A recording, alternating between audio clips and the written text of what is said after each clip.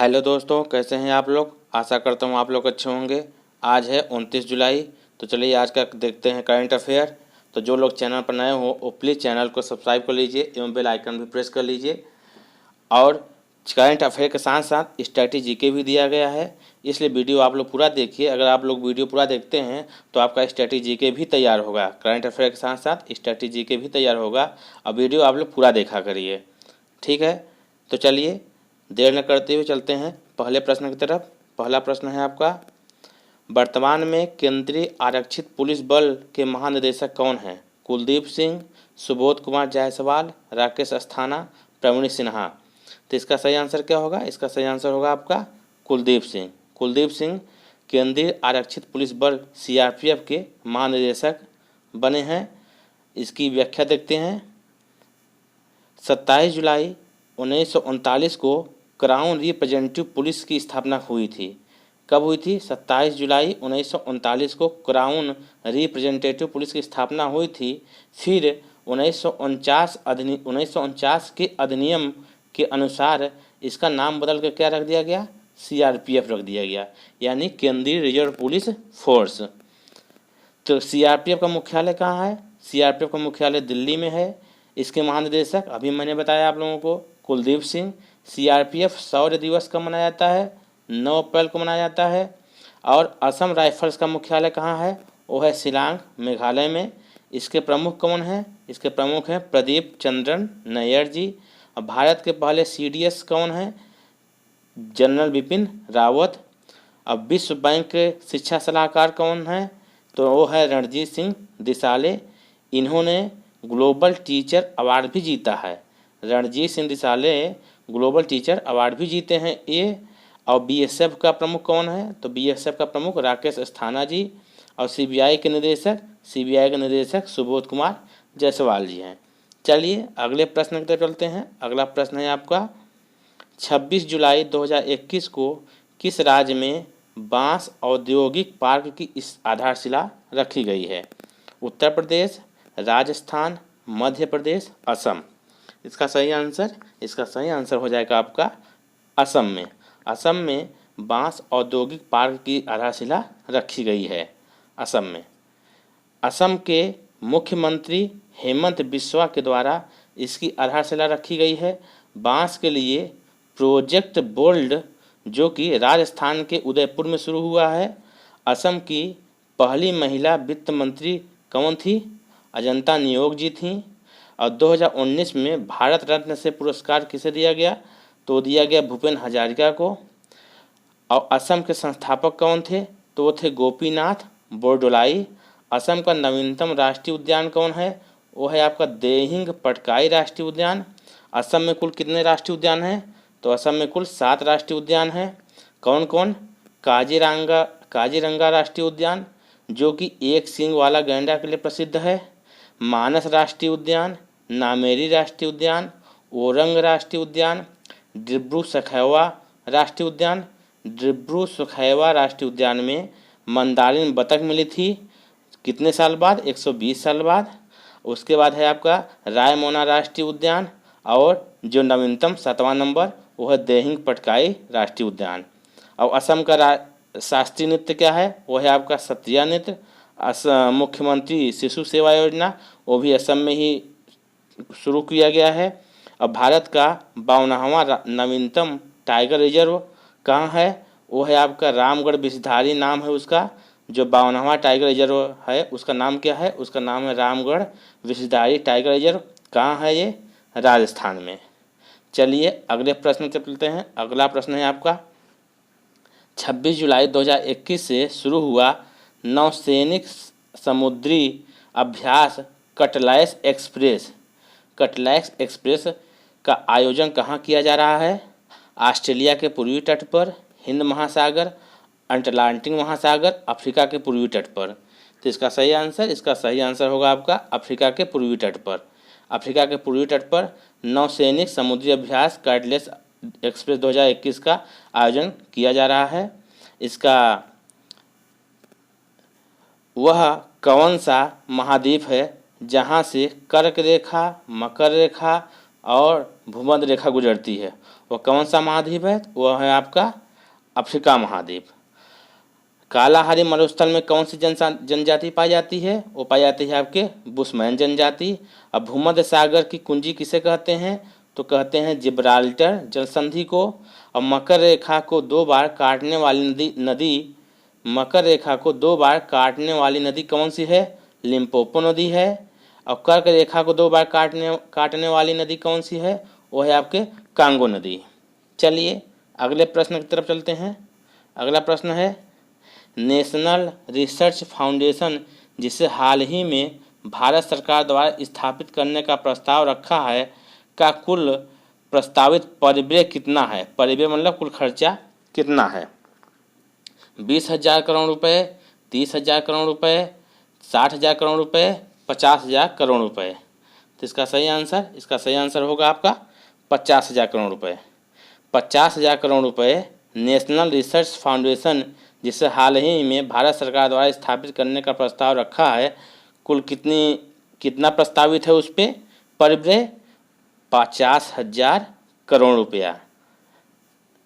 National research foundation स्थापित करने का प्रस्ताव किसकी सिफारिश पर रखी गई है? वो रखी गई है कस्तूरी रंगन समिति की सिफारिश पर। भारत के वर्तमान शिक्षा मंत्री कौन है?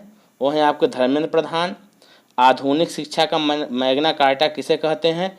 तो कहते हैं वुड डिस्पैच। कब लागू हुआ? 1854 में डलहौजी के शासनकाल में। उस समय डलहौजी का शासनकाल था। शिक्षा किस सूची का विषय है? तो शिक्षा समवर्ती सूची का विषय है। हाल ही में बजट में कहाँ केंद्रीय विश्वविद्यालय स्थापित करने की घोषणा की गई है? तो लेह लद्दाख में, और खेर यूनिवर्सिटी मणिपुर में, रेल यूनिवर्सिटी बड़ोदरा में, ट्रांसजेंडर यूनिवर्सिटी कुशीनगर में स्थापित करने की घोषणा की गई है। चलिए चलते हैं अगले प्रश्न की तरफ। अगला प्रश्न है आपका हाल ही में किस राज्य सरकार ने कॉलेजों में पहले वर्ष के दौरान आपदा प्रबंधन पर एक पाठ्यक्रम अनिवार्य विषय के रूप में पढ़ाए जाने की घोषणा की है? हाल ही में किस राज्य सरकार ने कॉलेजों में पहले वर्ष के दौरान आपदा प्रबंधन पर एक पाठ्यक्रम अनिवार्य विषय के रूप में पढ़ाए जाने की घोषणा की है? कौन सा राज्य है वो? गुजरात, मध्य प्रदेश, केरल, ओडिशा। इसका सही आंसर होगा आपका ओडिशा। ओडिशा ने अनिवार्य कर दिया है कॉलेजों में पहले वर्ष के दौरान आपदा प्रबंधन पर एक पाठ्यक्रम अनिवार्य कर दिया है उड़ीसा राज्य सरकार ने। उड़ीसा के मुख्यमंत्री कौन है? उड़ीसा के मुख्यमंत्री नवीन पटनायक। राज्यपाल कौन है? गणेशी लाल। आपदा प्रबंधन अधिनियम कब आया? वो आया 2005 में। विश्व सुनामी जागरूकता दिवस कब मनाया जाता है? 5 नवंबर को। और विश्व ओजोन संरक्षण दिवस कब मनाया जाता है? 16 सितंबर को। रज पर्व दिवस कहाँ मनाया जाता है? उड़ीसा में ही। नुआखाई त्यौहार कहाँ का त्यौहार है? उड़ीसा का ही है। धनु यात्रा पर्व वो भी उड़ीसा का ही पर्व है। और नलबाना पक्षी विहार कहाँ पड़ता है? उड़ीसा में, चिल्का झील के पास। और बिरसा मुंडा स्टेडियम हॉकी का सबसे बड़ा स्टेडियम राउरकेला उड़ीसा में बनाया जा रहा है। और व्हीलर द्वीप का नया नाम क्या रख दिया गया है? डॉक्टर APJ अब्दुल कलाम, वो भी उड़ीसा में ही है। चलिए चलते हैं अगले प्रश्न की तरफ। अगला प्रश्न है आपका हाल ही में किस मंत्रालय ने PM care for children portal launch किया है? महिला एवं बाल विकास मंत्रालय, स्वास्थ्य एवं परिवार कल्याण मंत्रालय, युवा कार्यक्रम एवं खेल मंत्रालय या गृह मंत्रालय? तो इसका सही आंसर होगा आपका महिला एवं बाल विकास मंत्रालय। महिला एवं बाल विकास मंत्रालय द्वारा PM care for children portal launch किया गया है। चलिए चलते हैं अगले प्रश्न की तरफ। अगला प्रश्न है आपका हाल ही में किस स्पेस एजेंसी ने इंटरनेशनल स्पेस स्टेशन के लिए नौका नाम से एक नया मॉडल लॉन्च किया है? यूरोपीय अंतरिक्ष एजेंसी, कनाडाई अंतरिक्ष agency, Asian federal space agency या इसरो? तो इसका सही आंसर क्या होगा? इसका सही आंसर होगा आपका रसियन, सॉरी यहाँ एशियन नहीं होना चाहिए था, यहाँ क्या होना चाहिए था, रसियन। यहाँ रसियन होगा, नोट कर लीजिए आप लोग, Russian federal space agency, Russian federal space agency. तो इसका सही आंसर यही होगा, रसियन फेडरल स्पेस एजेंसी, ये आपका सही आंसर होगा इसका। पीएम किसान योजना कहाँ से प्रारंभ हुई थी? वो हुई थी आपके गोरखपुर से। कब? 24 फरवरी 2019 को। अब हाल ही में गगनयान के लिए किस सफल इंजन का परीक्षण किया गया? इसरो ने किया था, वो किया है विकास इंजन का। और संयुक्त अरब अमीरात का मंगल मिशन कौन सा है? वो है होप मिशन। अमेरिका ने इंजूनिटी हेलीकॉप्टर को किस ग्रह पर उड़ाया? तो उड़ाया है वो मंगल ग्रह पर, पर्सी रोबोट के द्वारा। और चीन का मंगल ग्रह पर कौन सा रोवर गया है? वो गया है जुरोंग, जिसका नाम क्या है? अग्नि देवता। यह सैटेलाइट तियानवेन के द्वारा गया है। चलिए चलते हैं अगले प्रश्न की तरफ। अगला प्रश्न है, विश्व कैडेट कुश्ती चैंपियनशिप 2021 का आयोजन कहाँ किया गया है? Germany, Japan, Spain, Hungary. तो इसका सही आंसर क्या होगा? इसका सही आंसर होगा हंगरी। हंगरी में विश्व कैडेट कुश्ती चैंपियनशिप 2021 का आयोजन किया गया है। हंगरी की राजधानी क्या है? बुडापेस्ट। बुडापेस्ट हंगरी की राजधानी है।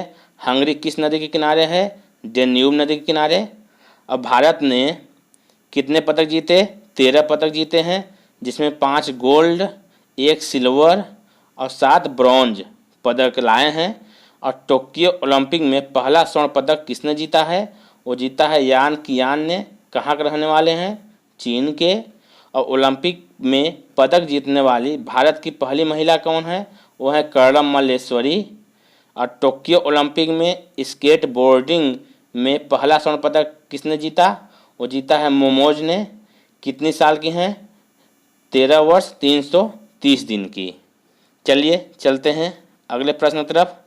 अगला प्रश्न है आपका, धौलावीरा जिसे 27 जुलाई 2021 को यूनेस्को की विश्व धरोहर सूची में शामिल किया गया है, किस राज्य में है? हरियाणा, गुजरात, दिल्ली, उत्तर प्रदेश।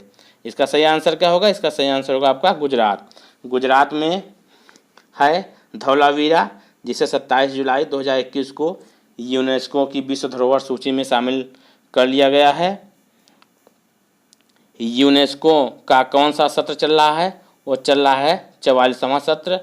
यूनेस्को की विश्व धरोहर सूची में भारत के 2 धरोहर को शामिल किया गया है।